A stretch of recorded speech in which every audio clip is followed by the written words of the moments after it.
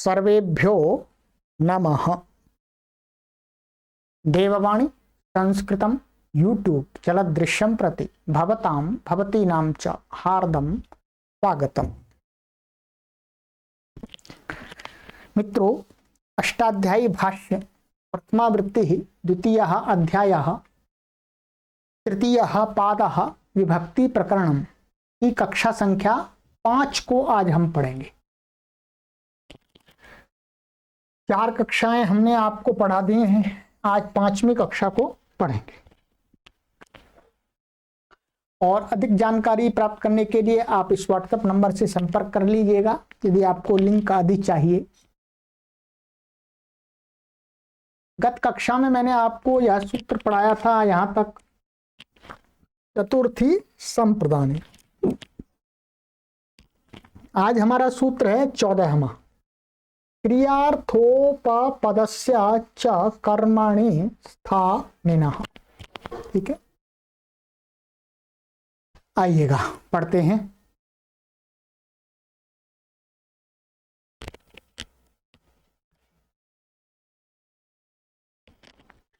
क्रियार्थोपपदस्य च कर्मणि स्थानिनः। क्रियार्थोपपदस्य षष्ठी विभक्ति एकवचनान्तं च अव्ययपदं, कर्मणि सप्तमी विभक्ति एकवचनान्तं, स्थानिनः षष्ठी विभक्ति एकवचनान्तं। समासः क्रियायै इयं क्रियार्था तत्पुरुषः।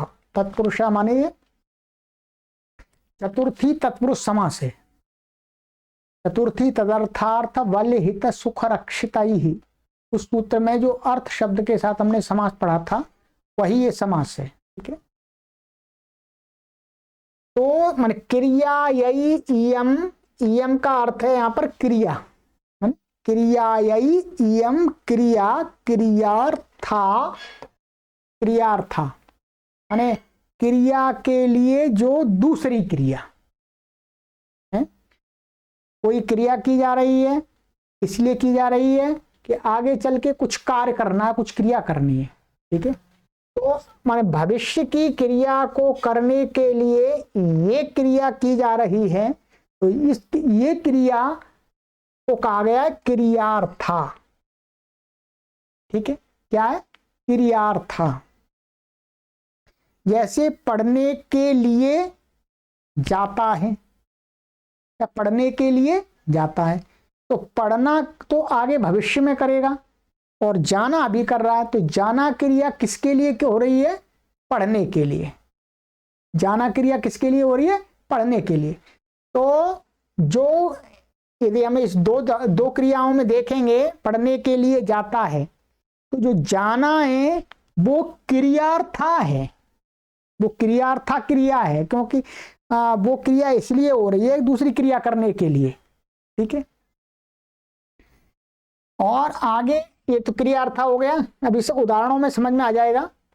क्रियार्था क्रिया उपपदम यस्य सा क्रियार्थोपपदः धातुः। ठीक है, कहते हैं जो क्रियार्था क्रिया है, माने क्रिया के लिए जो क्रिया है, वो क्रिया कैसी होनी चाहिए? उपपद संज्ञा, माने उसकी उपपद संज्ञा भी की गई हो कहीं शास्त्र के अंदर है। उपपदम का अर्थ आप समीप भी ले सकते हैं, परंतु वस्तुतः उपपद तत्रोपपदम सप्तमी स्तंभ से जो उपपद संज्ञा है, तो जो क्रियार्था क्रिया है वो कैसी होनी चाहिए? उपपद संज्ञक भी होनी चाहिए। तो उपपद संज्ञक है यस्य, माने यस्य धातोः, माने जिस दूसरी क्रिया को क्रियावाची धातु की है, धातु का उपपद माने उसके रहते हुए उसकी उपपद संज्ञा होनी चाहिए। तो कहते हैं वो धातु क्या हो जाएगी? क्रियार्थोपपद, क्रियार्थोपपदः। और तस्य क्रियार्थोपपदस्य, तस्य तो उत्तर पद लोपी बहुब्रीहि। यहाँ उत्तर पद लोप हुआ है किसका? इसका हुआ है क्रिया शब्द का, एक का। विग्रह तो हमने ये किया क्रियार्था क्रिया उपपदम यस्य, तो ये क्रिया यहाँ पर क्रियार्थोपपदः ये एक क्रिया शब्द नहीं है तो इसका लोप कर दिया यहां पर, अर्थ तो रहेगा। ठीक है, तो क्रियार्था क्रिया उपपदम यस्य सा क्रियार्थोपपदः धातुः तस्य क्रियार्थोपपदस्य धातुः, धातु को कह रहा है ये वाला अब। ठीक है, चलिएगा इतना हो गया। और अभी हम देखेंगे, अब मानिएगा अनुवृत्ति है, चतुर्थी की अनुवृत्ति आ रही है, अनभिहिते की आ रही है। यत्र गम्यते चार्थो न च प्रयुज्यते शब्दः सः स्थानी। ध्यान देंगे यहाँ पर स्थानिना कहा है, तो स्थानिना माने स्थानी। तो स्थानी क्या होता है, तो यहाँ पर बता रहे हैं स्थानी का यहाँ पर अर्थ ये है कि यत्र च गम्यते अर्थ, माने जहां पर वाक्य में अर्थ तो प्रतीत होता है परंतु न च प्रयुज्यते शब्द, शब्द का प्रयोग नहीं होता है। क्या ऐसा खूब होता है, जैसे ग्रामम गच्छति, क्या है ग्रामम गच्छति अथवा ग्रामम गच्छसि, गांव को जाते हो, कौन जाते हो तुम, तो तुम शब्द का अर्थ तो है वाक्य के अंदर परंतु क्या है तुम का प्रयोग नहीं हो रहा है। तो वही कह रहे हैं स्थानिना यहाँ पर कहा है, तो स्थानीय यहाँ पर क्या लिया जाएगा, माने शब्द का प्रयोग नहीं है परंतु वाक्य में उसका अर्थ है, तो उसको कहा है स्थानीय। और स्थानिना और क्रियार्थोपपदस्य को क्या बनाया है, विशेष्य और विशेषण। ध्यान देंगे किसका, ये वैसे तो वस्तुतः धातु के ये दोनों विशेषण बनाए हैं। क्या बनाए हैं, इसको भी धातु का विशेषण बनाया है, इसको भी बनाया है। वो धातु कैसी होनी चाहिए, स्थानीय माने उसका अर्थ तो हो परंतु उसका प्रयोग ना हो, और वो धातु कैसी होनी चाहिए, क्रियार्थोपपद होनी चाहिए। ठीक है, अब देखिएगा, अब मैं आपको यहां पर बताता हूं, पहले उदाहरण, अभी अर्थ बाद में पढ़ेंगे, थोड़ा सा अभी यहां समझना पड़ेगा हमें। ठीक है, ये मानिएगा जैसे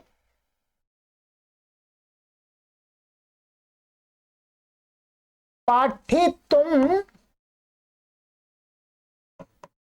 गच्छति। ठीक है, पठितुम गच्छति। अब यहां पर क्या है, पढ़ने के लिए जा रहा है। अब जाना क्रिया है, ये किस क्रिया के लिए हो रही है, जाना क्रिया कौन सी क्रिया को के लिए हो रही है, जाना जा क्यों रहा है, पढ़ेगा। तो क्रिया यही इयम क्रिया, हम यहां पर थोड़ा घटा के देखते हैं दो धातुओं में इस समास को। क्या क्रिया के लिए माने इस क्रिया के लिए ये क्रिया हो रही है, तो ये क्रिया क्या हो गई, क्रियार्था।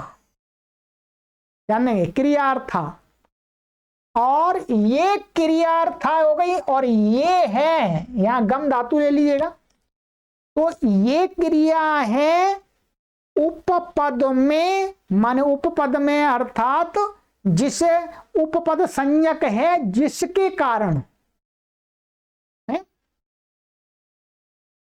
तो ये उपपद है किसके, यहां पठ धातु के उपपद आती है, तो क्रियार्थोपपद, क्रियार्थोपपद हम यहां पठ धातु को लेंगे, पठितुम,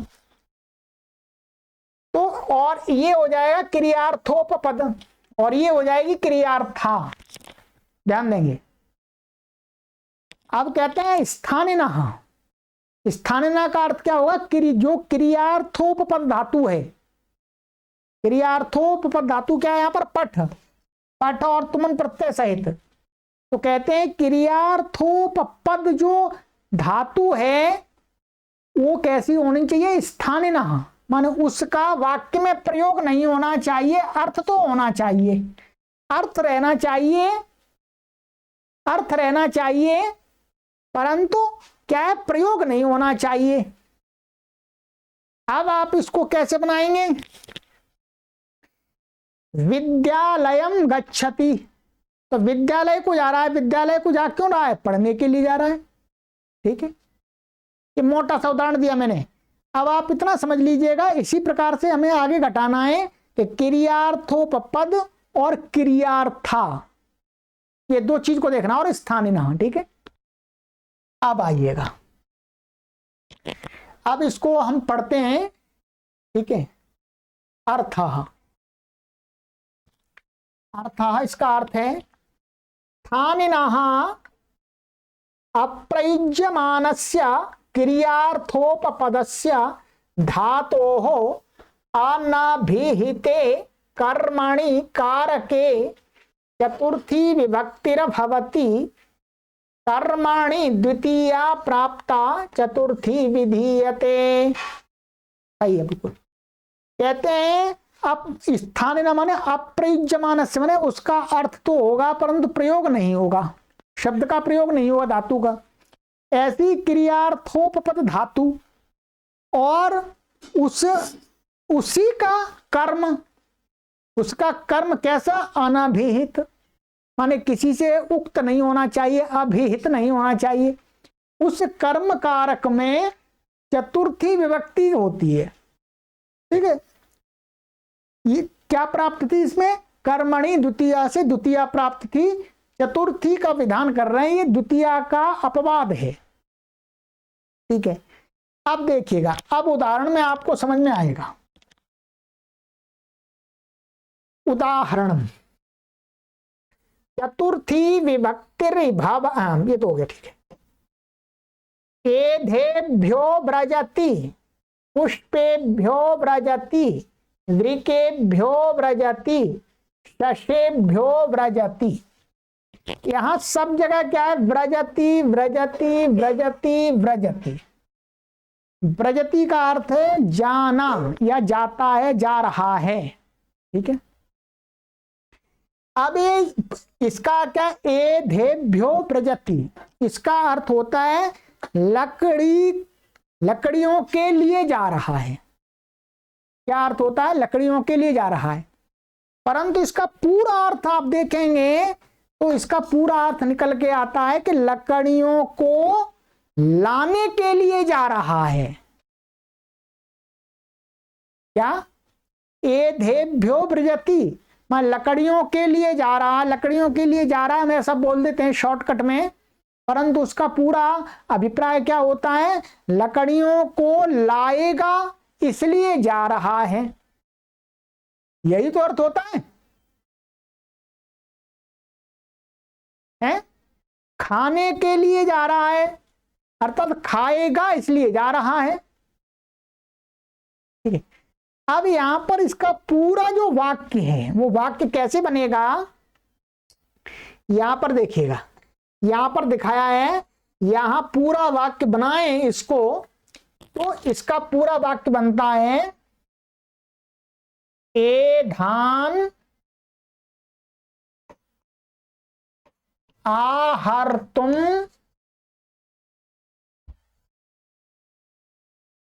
व्रजति, ये बनता है। ध्यान देंगे, यहां पर ये ध्यान रखना है, लकड़ियों को लेने के लिए जाता है। परंतु यहां पर अब देखिएगा, ये क्या है? क्रियार्था क्रिया, माने लकड़ियों को लाना क्रिया करने के लिए जाना क्रिया हो रही है, तो ये क्या हो गई? क्रियार्था क्रिया। ध्यान देंगे, और ये क्या है? ये क्रियार्था क्रिया, वो क्रियार्था क्रिया उपपद है जिस धातु के, इसमें क्या धातु है? आंग पूर्वक ह्री धातु है, आंग पूर्वक ह्री धातु है। तो ये क्या है? क्रियार्थोपपद, ये क्या? क्रियार्थोपपद हो गई धातु। अब ये कहा चतुर्थी तब होगी जब इसका प्रयोग यहां पर नहीं होना चाहिए, अर्थ होना चाहिए। यहां पर मैंने इसका प्रयोग कर दिया है, इसलिए यहां पर द्वितीया कर दिया मैंने, एधान आहर्तुम व्रजति। ध्यान रखेंगे, मान लकड़ियों को लेने के लिए जा रहा है। यदि इस धातु का क्रियार्थोपपद धातु का प्रयोग करेंगे तो कर्मणि द्वितीया से द्वितीया होगी, परंतु यहां पर इसका अर्थ रहे और इसका प्रयोग ना करें तो फिर यहां द्वितीया नहीं होगी, फिर क्या होगी, चतुर्थी होगी। वो चतुर्थी इसके अर्थ को भी गम्यमान करेगी कि लकड़ियों को लाएगा, लाने के लिए जा रहा है, ये ध्यान रखेंगे। इसका प्रयोग कर देंगे तो द्वितीया हो जाएगी अपने आप कर्मणि द्वितीया से, और इसका अप्रयोग होगा, अर्थ रहेगा, स्थानी बन जाएगी ये, तो क्या हो जाएगा, इसका जो कर्म है, कर्म तो है ये, तो इस कर्म में चतुर्थी विभक्ति होगी। तो वही यहां पर दिया एधेभ्यो व्रजति, इससे चतुर्थी हो जाती है। अब देखिएगा, अब हमको ये देखना है कि इस धातु की उपपद संज्ञा कैसे होती है, ये भी देखना पड़ेगा आपको। उपपद केवल कह दिया, इसकी उपपद संज्ञा करने के लिए क्या है, तीसरे अध्याय के तीसरे पाद में सूत्र है, वहां उसके कारण से होती है। ये जो एधान आहर्तुम व्रजति में आहर्तुम, ये जो तुमन प्रत्यय है ये उसी सूत्र से होता है। अब उस सूत्र को पढ़ना पड़ेगा हमें पहले, तब ये पूरा समझ में आएगा, ठीक है। अब देखिएगा, यहां पर है ये आपका ये तीसरे अध्याय के तीसरे पाद का 10वां सूत्र है। कौन सा सूत्र है बोलो, 10वां। या क्या है देखिएगा, तुमनुण बोलाऊ क्रियायाम क्रियार्थायाम, ये ध्यान देंगे। यहां ये क्रियार्थायाम, क्रियार्था वहां पर क्या है, व्रजति है, उसी व्रजति को यहां पर क्रियार्था शब्द से कहा जा रहा है। जितनी भी और व्रजति है और भी धातु हो सकती हैं, और ये क्या है, सप्तम्यंत है, ये क्या है, सप्तम्यंत है। और तत्रोपपदम सप्तमी स्थम, जो आपको मैंने सूत्र बताया था, धातुओं के अधिकार में तत्रोपपदम सप्तमी स्थम, माने इस अधिकार में सप्तमी से निर्दिष्ट जो पद होगा उसकी माने वो जिसको कहेगा उसकी क्या हो जाती है, उपपद संज्ञा। अब यहां पर इस सूत्र में ये क्या है, क्रियार्था, और ये सप्तम्यंत है, ठीक है, सप्तम्यंत है।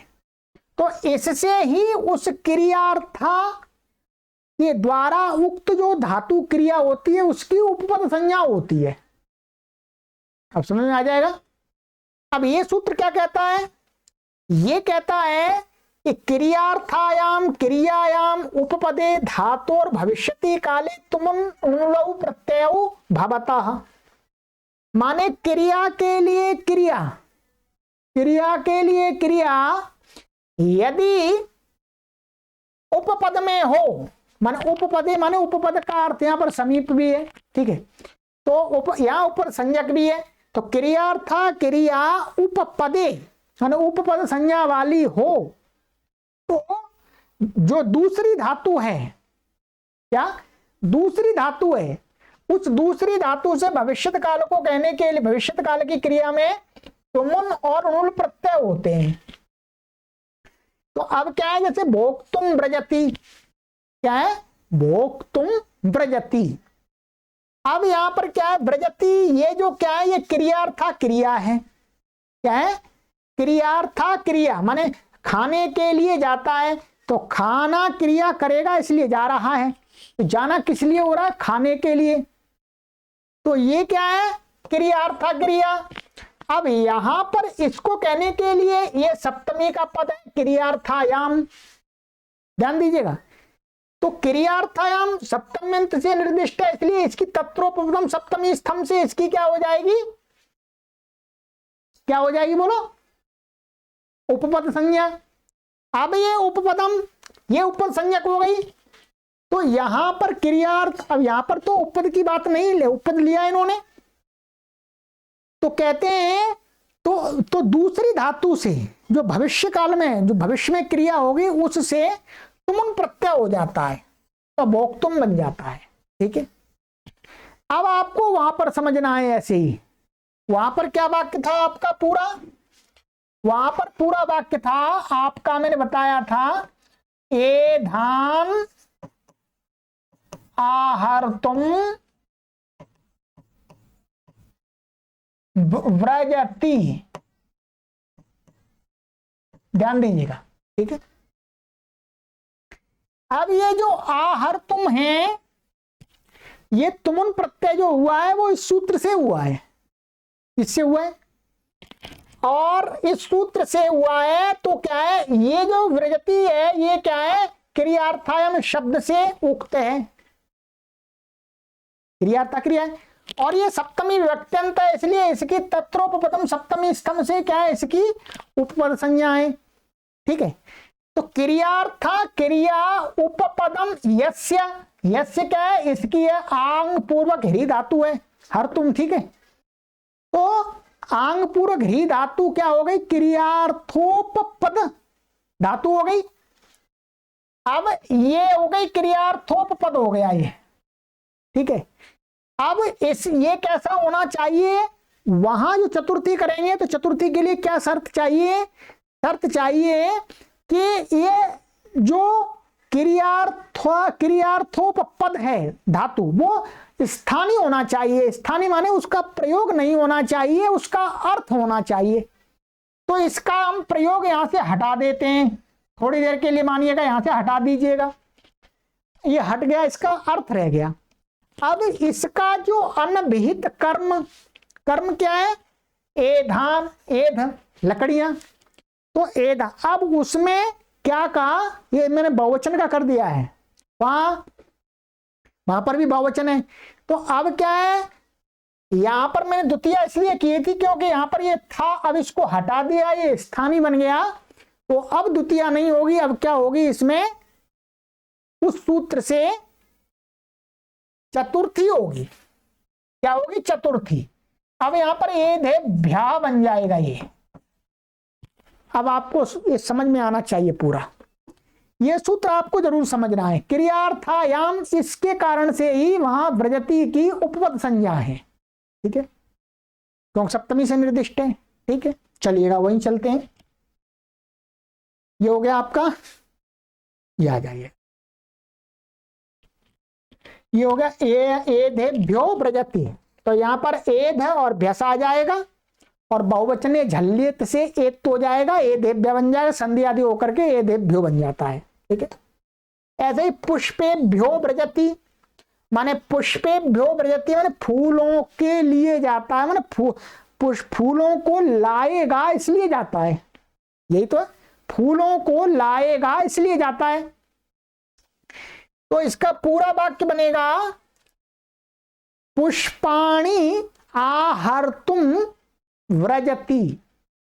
अब आहर्तुम को हमने स्थानीय बना दिया, माने उसको प्रयोग हटा दिया, उसका अर्थ रह गया। तो उसका कर्म क्या है, आहर्तुम का पुष्प, तो अब उसमें क्या है, चतुर्थी हो जाएगी सूत्र से, पुष्पेभ्यो व्रजति। इसी प्रकार से वृकेभ्यो व्रजति, यहां पर क्या है पूरा वाक्य, माने वृकेभ्य माने भेड़ियों के लिए जाता है, भेड़ियों के लिए जाता है, अर्थात भेड़ियों को मारेगा इसलिए जाता है, ये अर्थ है इसका पूरा। माने जो बहेलिया है, शिकारी है, वो भेड़ियों को मारेगा इसलिए जाता है। तो जाना क्रिया किस लिए हो रही है, मारना क्रिया के लिए, मारना क्रिया के लिए। और मारना क्रिया को कहने वाली धातु यहां पर है ही नहीं, उसका अर्थ है, तो वो क्या हो गई, स्थानीय हो गई, और क्रियार्थोपपद भी हो गई। अब उसका कर्म क्या है, किसको मारना है, तो मारना किसको है, वृकों को, भेड़ियों को। तो वो क्या है, कर्म। कैसे कर्म है, अनभिहित। तो उसमें अब स्थानीय होने के कारण से इस विभक्ति सूत्र से चतुर्थी हो जाएगी। यदि वो धातु प्रयोग कर देंगे तो फिर क्या होगी, द्वितीय, फिर बनेगा वृकान हंतुम व्रजति। ये ध्यान देंगे, क्या, वृकान हंतुम व्रजति। मैं पूरा लिख देता हूं आपको, वृकान हंतुम व्रजति, भेड़ियों को मारने के लिए जाता है। परंतु जैसे ही आप इसको स्थानीय बना लेते हैं तो ये फिर यहां पर द्वितीय नहीं होगी, फिर क्या होगी, चतुर्थी होगी। स्थानीय माने इसका अप्रयोग कर देंगे तो फिर चतुर्थी हो जाएगी। बस इतनी इसका समझना। शशेभ्यो व्रजति माने खरगोशों के लिए जाता है, अर्थात खरगोशों को मारने के लिए जाता है। ठीक है, अब मैं गुरुजी की बात आपको समझा देता हूं। अब आपको पूरी बात ये समझ में आ जाएगी गुरुजी की। ठीक है, देखिएगा।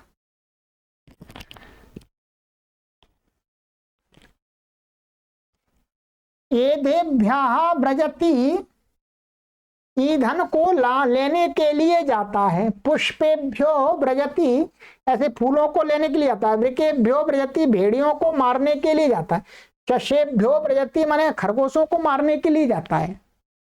उदाहरण में व्रजति क्रियार्थ क्रिया उपपद है, ध्यान देंगे। व्रजति जो है वो क्या है, क्रियार्थ क्रिया माने क्रिया के लिए क्रिया, मारने के लिए अथवा लेने के लिए हो रही है व्रजति क्रिया।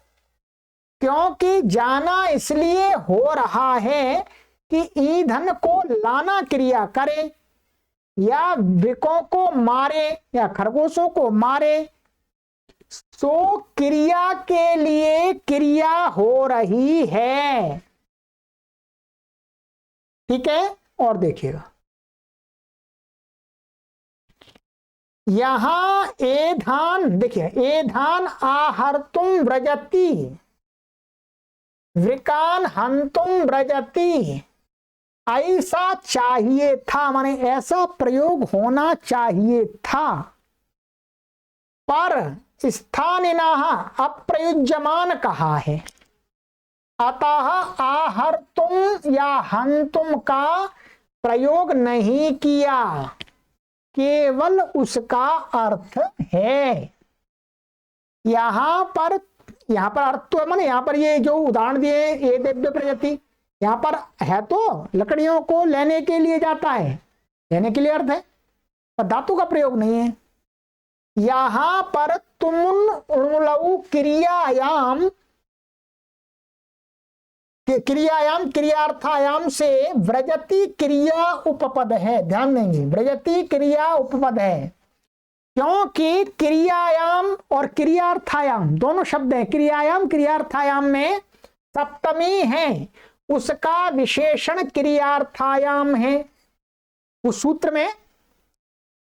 अतः तत्रोपपदम सप्तमी स्थम से उपपद संज्ञा हो गई। यही मैंने आपको समझाया। तुम लघु क्रियायाम से आहर्तुम आदि में तुम प्रत्यय होता है, यह सूत्र उसी का विषय है। अर्थात जहां पर वो तुमुन प्रत्यय करता है वहां पर ही उस तुमुन प्रत्ययांत धातु के अप्रयोग की अवस्था में ये चतुर्थी कर देता है, और प्रयोग की अवस्था में कर्मणि द्वितीया से द्वितीया होती है। बस इतना ही तो अर्थ है। हो सकता है ये सूत्र आपको समझने में कठिनाई हो, परंतु जिनके पास में पुस्तक है उनको कोई कठिनाई नहीं होगी। ठीक है, ये मैं 100% कहता हूं, क्योंकि पुस्तक में खोल करके आप आगे पीछे चीजों को देख सकते हैं और फिर मैं जो पढ़ाता हूं उसके माध्यम से आप समझ सकते हैं। यही प्रक्रिया होती है। ठीक है, चलिएगा, अब हो गया ये आपका। अब आगे एक सूत्र और है इसी से ऐसा ही, उसको भी समझ लेते हैं। कठिन नहीं है, सरल ही है।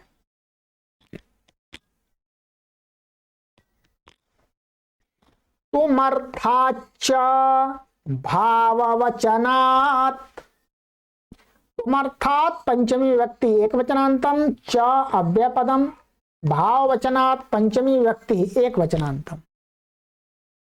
समासः तुमनः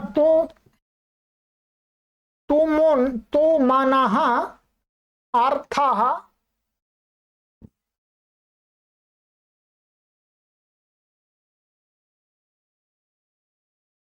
एव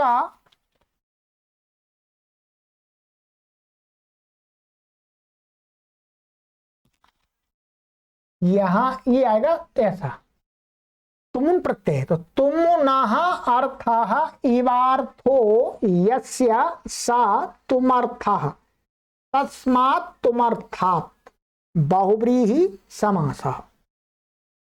देखिएगा ये भी सूत्र अभी जो हमने सूत्र पढ़ा था तुमनु क्रियायाम क्रियार्थायाम, वहां पर तुमुन प्रत्यय कहा है। वो तुमुन प्रत्यय जिस अर्थ में होता है, ध्यान दीजिएगा, वो तुमुन प्रत्यय किस अर्थ में होता है? क्रियायाम क्रियार्थायाम, माने क्रिया के लिए क्रिया उपपद में हो तो अन्य धातु से क्या हो जाता है? तुमुन अथवा अणुल प्रत्यय हो जाता है। तो उसी को कहना तुमुनः अर्थः इव अर्थः यस्य। तुमुन प्रत्यय का जो अर्थ है, तुमुन प्रत्यय का अर्थ वहां पर क्या निकल के आता है? क्रिया के लिए क्रिया हो रही हो तो भविष्य में होने वाली जो क्रिया है उस धातु, उस क्रिया को कहने वाली जो धातु है उससे तुमुन प्रत्यय होता है। ये अर्थ निकल के आता है कुल मिलाकर के। तो कहते हैं तुमुनः अर्थ, तुमुन का अर्थ मैंने बता दिया भविष्य काल में होता है, ठीक है, क्रिया के उपपद रहते हुए। अब उस तुमुन के अर्थ के समान ही अर्थ है जिस अन्य किसी प्रत्यय का, वो प्रत्यय भी बताएंगे, अन्य किसी प्रत्यय का वो प्रत्यय जानेंगे, वो प्रत्यय क्या कहा जाएगा? तुमर्थ उस, ठीक है। आप प्रत्यय कह सकते हैं, धातु कह सकते हैं। तो ये बाहुव्रीहि समास हो गया।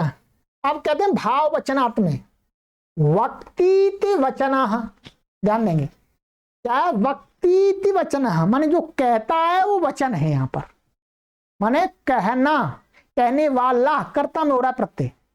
क्या है ये? ल्युट प्रत्यय किसमें हो रहा है? कर्ता में। तो ल्युट वास्तव में नहीं है, ये ल्यु प्रत्यय है। क्या है? ल्यु। भावस्य वचनः भाव वचनः तस्मात् षष्ठी तत्पुरुषः। भाव का वचन, भाव क्या होता है आपको हमने पहले ही बताया, धात्वर्थः भावः। तो भाव अर्थ में आगे प्रत्यय कहे गए हैं, ठीक है। तो भावस्य वचनः माने भाव को कहने वाला, जो भाव को कहने वाला जो प्रत्यय, वो प्रत्यय क्या कहा जाएगा? भाव वचनः तस्मात् भाव वचनात् षष्ठी तत्पुरुषात्, ठीक है। अब ये समझ में अभी आएगा आपको, पूरा पहले पढ़ लेंगे तब धीरे धीरे आएगा ये। अब क्या है, ध्यान देना है आपको, आगे ये सूत्र है एक, देखिएगा। तुमुन प्रत्यय अभी हमने पढ़ा था। तुमुन प्रत्यय किसका अलग, किसके अर्थ में होता है? क्रियार्थायाम क्रियायाम उपपदे धातुर भविष्यति काले तुमुन अनुलौ प्रत्यय भवता। तो हम यहाँ तुमुन लेते, तुमुन भविष्यत काल में होता है, ठीक है। जैसे ये भविष्यत काल में माने जा रहा है, किस लिए? खाएगा, है? भोजको भोजती ब्रजती माने खाने के लिए आता है, खाएगा आगे भविष्य में।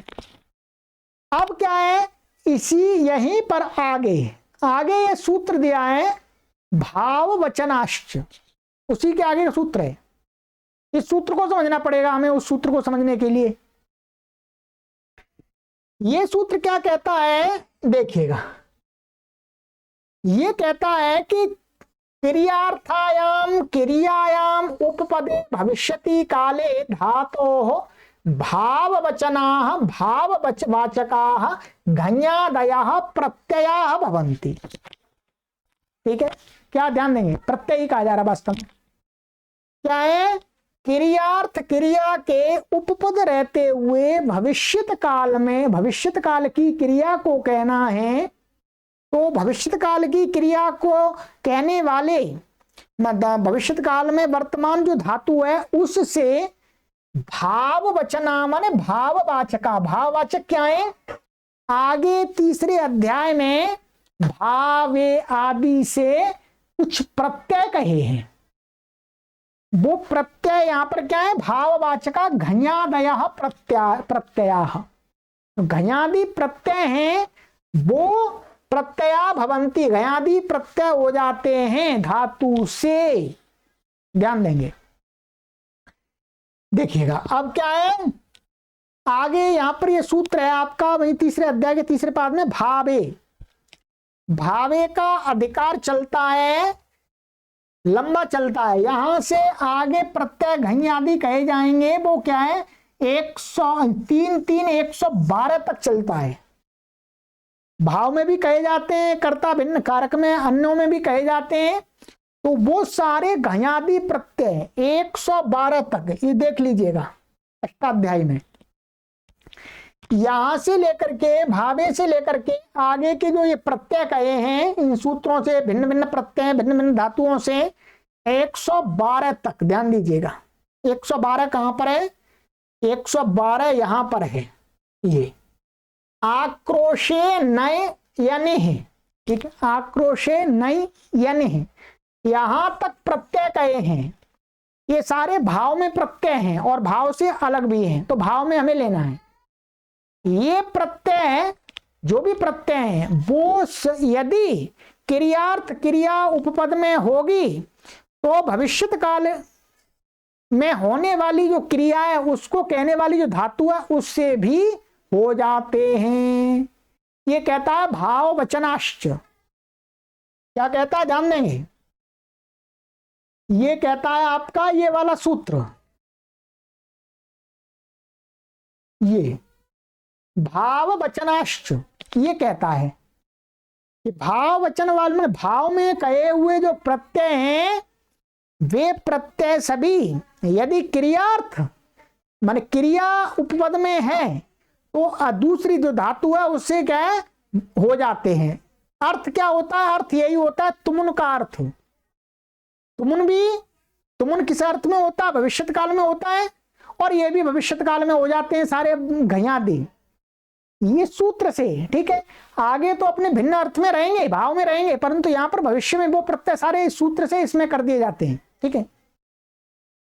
अब क्या करना है, ये सूत्र जिन प्रत्ययों को धातु से करता है तो जो घयादि प्रत्यांत बने हुए जो शब्द हैं जो घयादि प्रत्यांत जो बने हुए शब्द हैं वो क्या है, उनमें चतुर्थी करनी है हमको। उस चतुर्थी करने के लिए तुमर्थाच भाव वचनात् सूत्र बनाया महर्षि पाणिनि ने कि इनका अर्थ माने इन घयादि प्रत्ययों का अर्थ किसके समान है, तुमुन के समान, तुमुन के समान अर्थ में होते हैं। जैसा अर्थ में तुमुन हो रहा है ये वाला तुमुन, दूसरा नहीं ये वाला। तो अब देखिएगा, अब यहां पर ये आइएगा, आगे चलते हैं। ये इसने इतना ही कहा कि जो भाववचनाश्च से घयादि प्रत्यय जो तुमन के अर्थ में कहे गए हैं उन प्रत्यांत शब्दों में चतुर्थी विभक्ति होती है।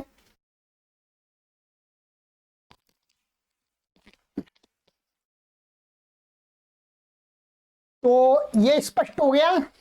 अब हम इसका अर्थ पढ़ते हैं, ठीक है। अब ये पूरा क्लियर होगा, ये थोड़ा सा कठिन है, जो ये तीसरे अध्याय के उस सूत्र से जुड़ा हुआ है पूरा, ठीक है।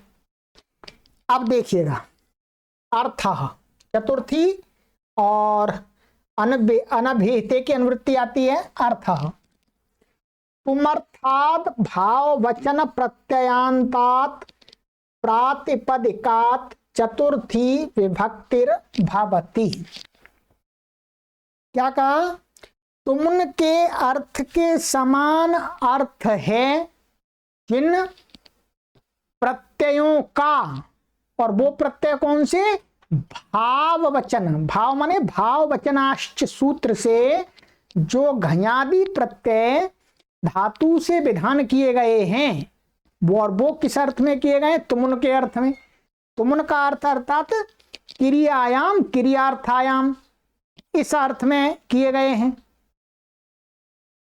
तो उन प्रत्यांत माने भाव वचन माने घयादि प्रत्ययांत, सभी घयादि नहीं, जो तुमन के अर्थ में कहे गए वो वाले घयादि प्रत्यय उन शब्दों से माने प्रातिपदिक, वो प्रातिपदिक बन जाते हैं कृतधित समासाश्च से, क्योंकि जो घयादि प्रत्यय हैं वो सभी क्या है, कृत संज्ञक हैं कृततिंग से।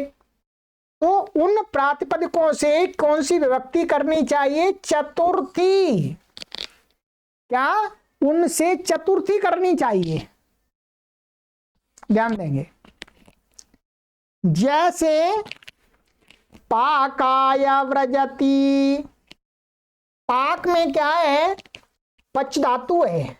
अभी मोटा मोटा देखना है आपको, सिद्धि नहीं करनी इसकी। पच धातु से घई प्रत्यय हो गया, इससे किससे, भाव वचनाश्च।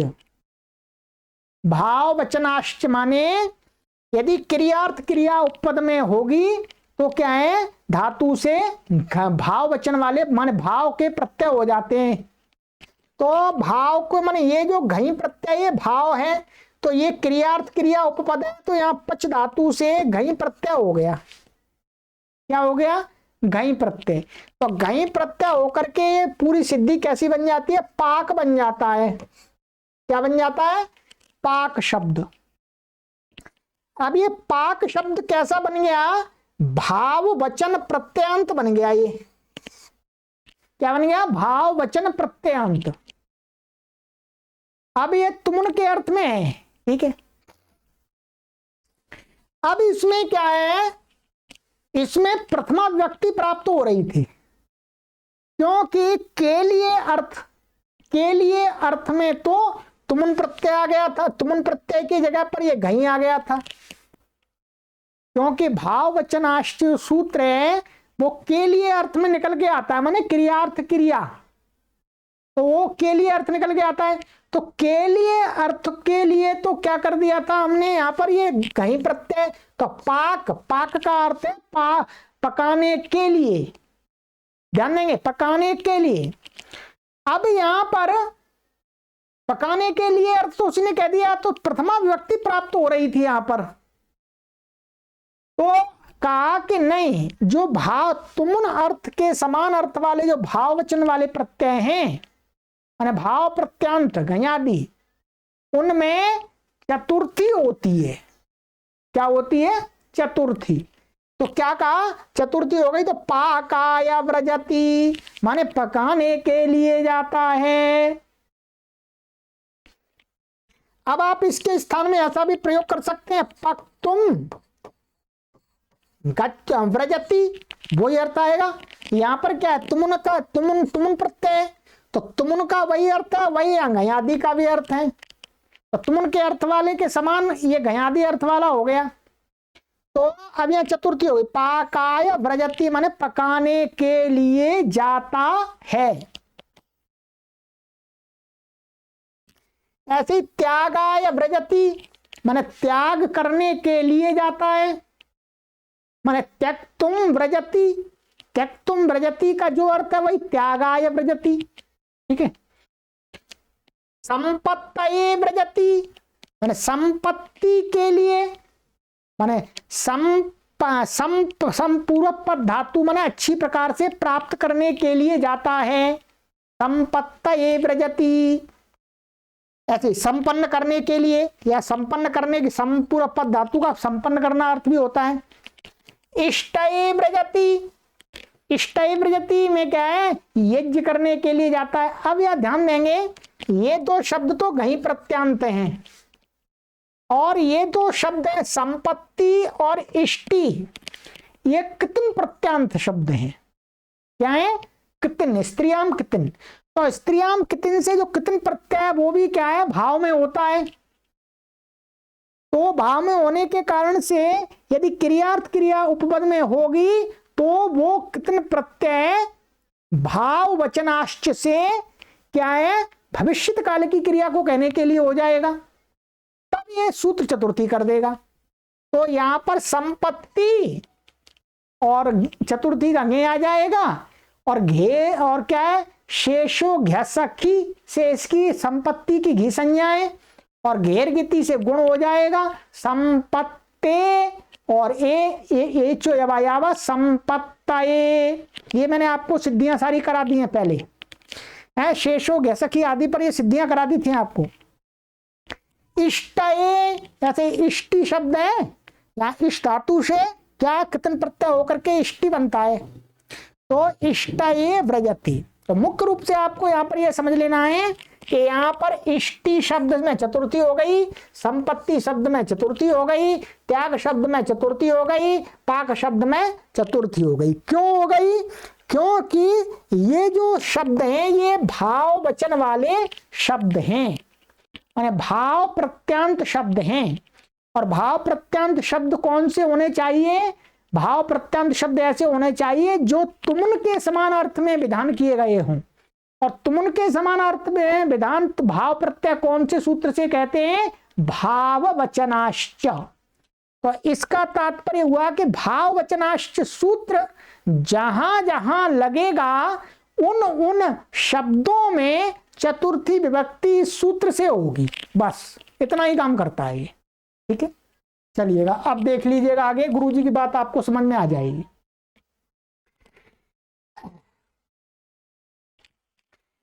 तुमर्थ भाव वचन से भी चतुर्थी विभक्ति होती है। ठीक है, पाकाय व्रजति पकाने के लिए जाता है, त्यागाय व्रजति त्याग करने के लिए जाता है, संपत्तये व्रजति संपन्न करने के लिए जाता है, इष्टये व्रजति यज्ञ करने के लिए जाता है।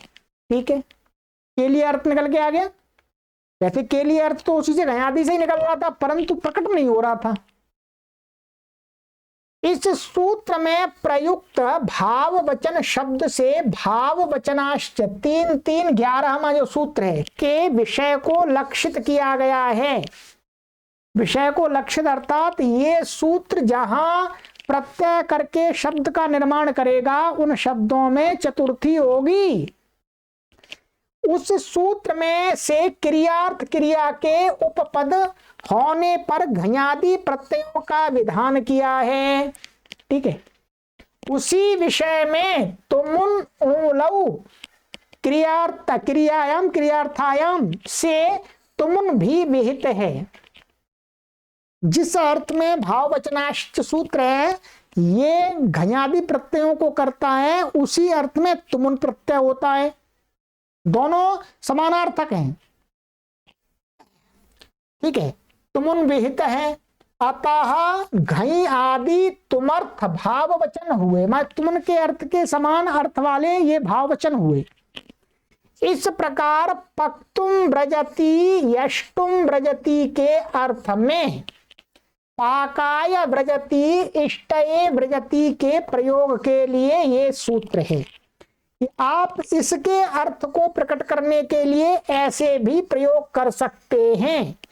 पक्तुम व्रजति भी कह सकते हैं, पाकाय व्रजति भी कह सकते हैं, यष्टुम व्रजति भी कह सकते हैं, इष्टये व्रजति भी कह सकते हैं। दोनों प्रकार से आप प्रयोग कर सकते हैं। कर सकते का मतलब है प्रयोग देखा जाता है, क्योंकि नियम तो बाद में बन रहे हैं, पहले प्रयोग देखा जा रहा है। चलिएगा मित्रों, तो ये दो सूत्र आपके मैं समझता हूं कि ये दोनों सूत्र थोड़े से कठिन तो थे, परंतु मैंने पूरा प्रयास किया आपको सरल भाषा में समझाने का। ये कठिन है वास्तव में, क्योंकि ये तीसरे अध्याय के उन सूत्रों से रिलेटेड हैं। अब आपको तीसरे अध्याय के सूत्रों को भी मैंने पढ़ाया दोनों को। ठीक है, एक सूत्र इससे रिलेटेड है, दूसरा सूत्र उससे रिलेटेड है, तो वो दो सूत्र हमें पहले समझने पड़ते हैं, तब हम इसको सही से लगा पाते हैं। ठीक है, तो चलिएगा आज की कक्षा में, कक्षा तो काफी बड़ी हो गई है परंतु सूत्र दो ही हो पाए हैं, तो कोई बात नहीं, सूत्र क्लियर होने चाहिए। और जिन भी पाठकों को ध्यान देंगे, कोई शंकाएं होती हैं, जो परिश्रम पूर्वक पढ़ रहे हैं इन सभी कक्षाओं को क्रमानुसार, उन पाठकों को जो भी शंकाएं हों, आगे भविष्य में भी हों, तो आप सभी जो व्हाट्सएप नंबर दिया है उस पर संपर्क करके अपनी शंकाओं को एक ब्लैंक पेपर पर लिख करके साफ साफ व्हाट्सएप नंबर पर भेज दीजिएगा, और नियम के अनुसार आपकी शंकाओं का उत्तर दे दिया जाएगा और आपको वो शंकाओं का समाधान प्राप्त हो जाए। ठीक है, चलिएगा अब आगे की कक्षा में हम पढ़ेंगे नमः स्वस्ति स्वाहा स्वधालम वषड्योगाच्च। ठीक है, अब थोड़ा सा कभी कभी बीच में कठिन आ ही जाता है, आएगा ही, वो तो निश्चित आएगा बीच बीच में। सरल भी काफी आ जाएगा, फिर थोड़ा कठिन आ जाएगा, फिर सरल आ जाएगा, कोई बात नहीं। चलिएगा, सर्वेभ्यो नमः।